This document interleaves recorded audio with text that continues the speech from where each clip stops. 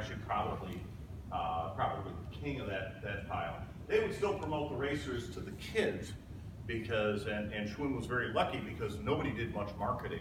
Nobody in the bike business did any marketing at all except for Schwinn. If you were a Huffy or you were Murray, people who were actually much bigger than Schwinn, your customers would say, if you're spending money on advertising, we want that money back because we're expecting you to keep our costs down. And so one of the reasons the Schwinn name is so popular is literally no one else was allowed to advertise. And so it's the only name anybody knew. So Schwinn was able to get like cheap advertising in Boys Life. They could work with people to do their own comic books, and they did their best to promote the Paramount line as they were promoting everything else. But really, the bikes they were thinking would be most successful would be that. And in this case, a generation change in the Wasson world. This is Oscar Wasson. This is Emil's son, and he was probably apprenticing about the time before the war, but he became the main builder after the war. Unfortunately, the business was not nearly as strong. The whole race market had fallen off.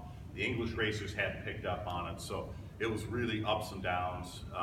There was a bike boom from after the war to about 1948.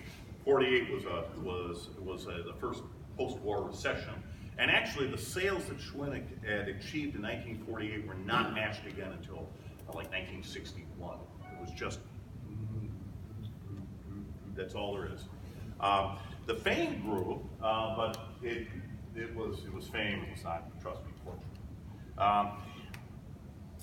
There was still 6-day racing going on. I'm not sure when the last of the 6 days was run. I'm thinking like probably 48, 49. Does anybody know that history?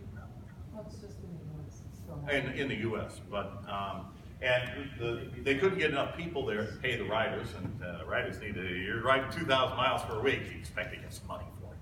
So since that didn't happen, it kind of died out.